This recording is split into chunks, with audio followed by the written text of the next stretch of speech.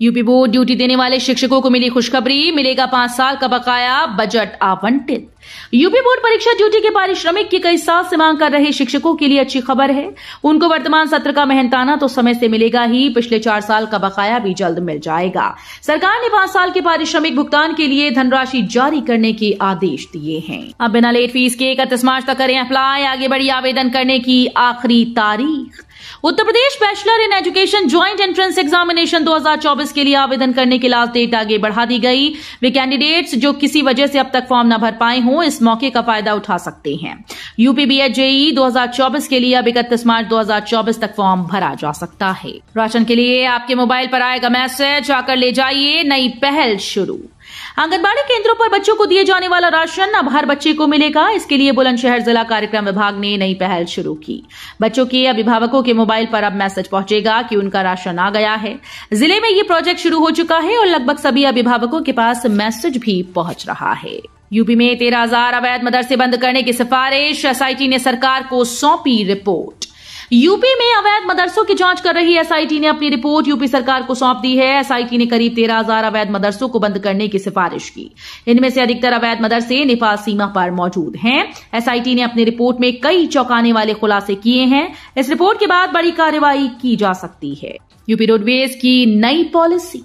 उत्तर प्रदेश राज्य सड़क परिवहन निगम अब उत्तर प्रदेश में नई पॉलिसी लाने जा रहा है। उत्तर प्रदेश में ये पॉलिसी नई अनुबंध नीति के लिए होगी। इसके तहत उत्तर प्रदेश रोडवेज ने अहम परिवर्तन किया। उत्तर प्रदेश के परिवहन मंत्री दयाशंकर सिंह ने इस संबंध में दिशा निर्देश जारी कर दिए हैं। 9,000 से अधिक कुशल श्रमिक जाएंगे इजराइल, द्वितीय चरण में 4,121 का हुआ चयन।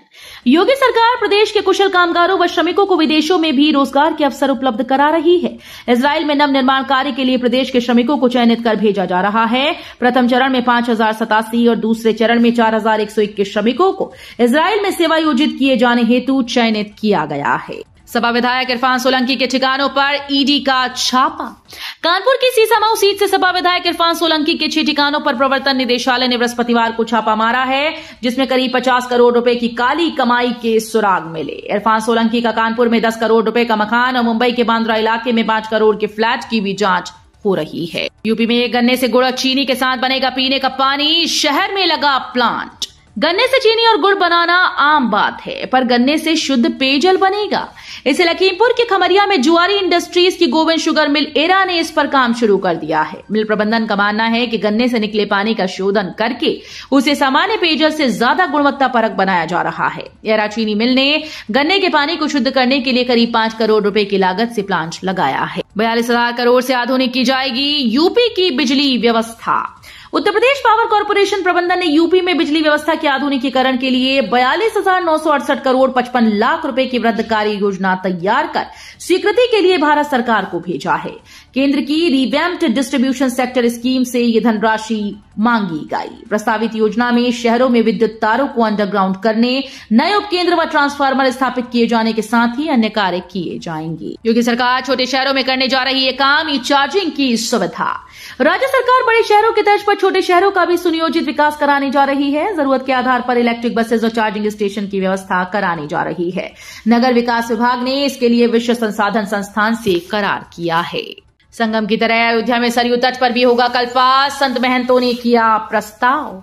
महामंडलेश्वर स्वामी प्रखर महाराज के सानिध्य और जगत गुरु रामानुजाचार्य डॉक्टर स्वामी राघवाचार्य महाराज के संयोजकत्व में सरयू तट पर हो रहे श्री लक्ष्य चंडी महायज्ञ, श्री लक्ष्य गणपति महायज्ञ एवं श्री राम यज्ञ में दुर्गा सप्तशती पाठ, गणपति अथर्व शीर्ष पाठ और पुरुष सूक्त का पाठ नित्य 1700 ब्राह्मणों के द्वारा किया जा रहा है। महायज्ञ की 100 कुंडीय यज्ञशाला में 100 यजमानों के द्वारा पूजन एवं हवन कुंड में आहुतियां दी जा रही हैं। इस बीच यहां चल रहे प्रबुद्ध सम्मेलन में संत महंतों ने प्रयागराज के संगम तट की तर्ज पर अयोध्या के सरयू तट पर भी कल्पवास की परंपरा शुरू करने का प्रस्ताव किया। यूपी पीसीएस प्रीलिम्स एग्जाम स्थगित। उत्तर प्रदेश लोक सेवा आयोग की ओर से 17 मार्च को होने वाली सम्मिलित राज्य प्रवर अधीनस्थ सेवा 2024 प्रीलिम्स परीक्षा को स्थगित कर दिया गया है।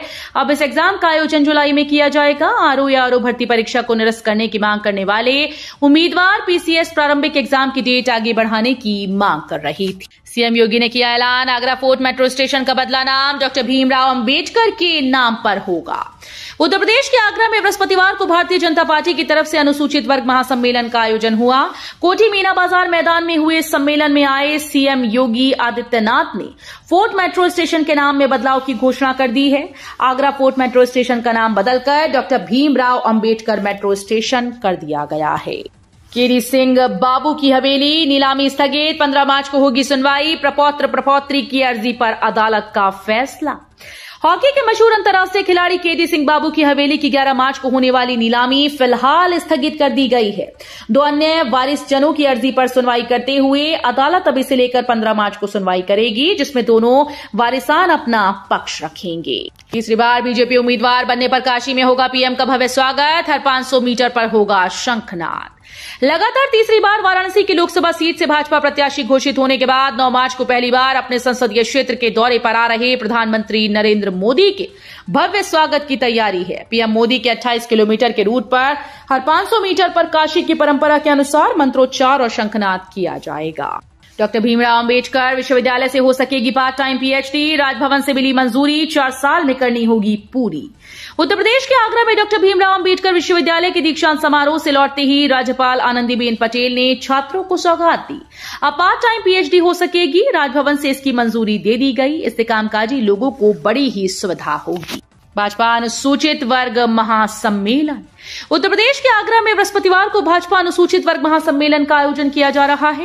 ये महासम्मेलन कोठी मीना बाजार के मैदान में होगा। इसमें शामिल होने के लिए मुख्यमंत्री योगी आदित्यनाथ पहुंचेंगे। वो 124 विकास परियोजनाओं का लोकार्पण और शिलान्यास करेंगे। कैराना लोकसभा सीट पर दिलचस्प होगा मुकाबला। तीसरी बार आमने सामने हसन परिवार और प्रदीप चौधरी। कैराना का हसन परिवार और भाजपा के प्रदीप चौधरी तीसरी बार चुनाव में आमने सामने होंगे। इस बार कैराना लोकसभा सीट पर भाजपा के प्रदीप चौधरी का सपा प्रत्याशी हसन परिवार की बेटी इकरा हसन से कड़ा मुकाबला होगा। फ्लैशबैक की अगर बात करें तो वर्ष 2012 में गंगोह विधानसभा सीट पर कांग्रेस प्रत्याशी के रूप में प्रदीप चौधरी चुनाव मैदान में उतरे थे। सपा मुरादाबाद मंडल के प्रत्याशियों की हफ्ते भर में जारी करेगी सूची। संभल में अखिलेश का नेताओं के साथ मंथन। सपा के राष्ट्रीय अध्यक्ष अखिलेश यादव ने संभल दौरे पर पार्टी के वरिष्ठ नेताओं से गुफ्तगू की, साथ ही चुनाव की तैयारी बूथ स्तर तक कराने के निर्देश दिए। उन्होंने पार्टी के पदाधिकारियों को संकेत दिए कि 13 मार्च तक मंडल के प्रत्याशियों की घोषणा हो जाएगी। सपा के राष्ट्रीय अध्यक्ष अखिलेश यादव के संभल आने पर पश्चिमी उत्तर प्रदेश के काफी संख्या में नेता मौजूद रहे। 1 साल के लिए बढ़ाई गई एलपीजी सिलेंडर पर 300 रुपए की सब्सिडी।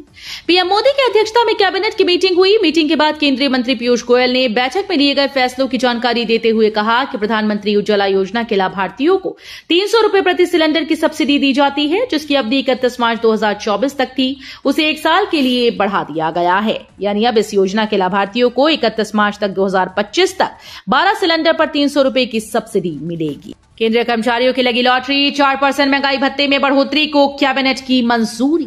केंद्रीय कर्मचारियों के लिए खुशखबरी है, महंगाई भत्ते में बढ़ोतरी को मंजूरी मिल गई। केंद्रीय कैबिनेट ने महंगाई भत्ते में 4% के इजाफे को मंजूरी दी। अब कर्मचारियों को 50% महंगाई भत्ता मिलेगा। ये महंगाई भत्ता 1 जनवरी 2024 से लागू होगा। मुरादाबाद में लगेगा दिव्य दरबार। श्री राम बालाजी धाम बाबा नीब करोरी आश्रम ट्रस्ट व लोहिया मानव कल्याण ट्रस्ट की ओर से श्री हनुमंत कथा व दिव्य दरबार का आयोजन होना है। यह आयोजन 18 से 20 मार्च तक चलेगा। इस कार्यक्रम के लिए भूमि पूजन और नया मुरादाबाद स्थित सेक्टर 6 के सामने लोहिया वन में हुआ। श्री हनुमंत कथा में बाबा बागेश्वर धाम के पंडित धीरेन्द्र शास्त्री आएंगे। कथा स्थल पर भूमि पूजन के दौरान देवी देवताओं का आवाहन किया गया। चुनाव से पहले फिर लखनऊ का नाम बदलने की चर्चा तेज। योगी सरकार ने मांगी रिपोर्ट। नवाबों के शहर लखनऊ का नाम एक बार फिर से बदलने की चर्चा तेज हो गई है। अयोध्या में राम मंदिर बनने के बाद अब लखनऊ का नाम लक्ष्मणपुर या लखनपुर करने की सुगबुगाहट शुरू हो गई। शासन ने इस संबंध में राजस्व विभाग से रिपोर्ट मांगी है। लखनऊ से सांसद और केंद्रीय रक्षा मंत्री राजनाथ सिंह के प्रभारी कार्यालय प्रतिनिधि डॉक्टर राघवेंद्र शुक्ला की ओर से लखनऊ का नाम बदलने की मांग करते हुए पत्र लिखा गया है। आजमगढ़ से अखिलेश लड़े तो ओवैसी भी उतारेंगे प्रत्याशी, शौकत अली करेंगे मुकाबला। यूपी के आजमगढ़ लोकसभा सीट को लेकर एआईएमआईएम ने नया दावा पेश किया। समाजवादी पार्टी के मुखिया अखिलेश यादव अगर आजमगढ़ लोकसभा सीट से चुनाव मैदान में उतरे तो उन्हें भाजपा उम्मीदवार दिनेश लाल निरहुआ के साथ ही सांसद असदुद्दीन ओवैसी की पार्टी ऑल इंडिया मजलिस-ए-इत्तेहादुल मुस्लिमीन के प्रदेश अध्यक्ष शौकत अली से भी मुकाबला करना होगा। अब ब्रज तीर्थाटन के साथ ले गांव में ठहरने का आनंद। बरसाना से होम स्टे की शुरुआत। देश विदेश से ब्रज भ्रमण पर आने वाले तीर्थयात्री यहां के गांव में भी होम स्टे कर सकेंगे। इससे श्रद्धालु भगवान कृष्ण की लीला स्थलियों के दर्शन के साथ ब्रज के ग्रामीण परिवेश का भी आनंद ले सकेंगे। उत्तर प्रदेश ब्रज तीर्थ विकास परिषद बरसाना के गांव से इसकी शुरुआत करने जा रहा है। ब्रज भ्रमण को आने वाले श्रद्धालु मथुरा, वृंदावन, गोवर्धन, बरसाना के मठ मंदिरों से ही 1-2 दिन का भ्रमण कर लौट जाते हैं।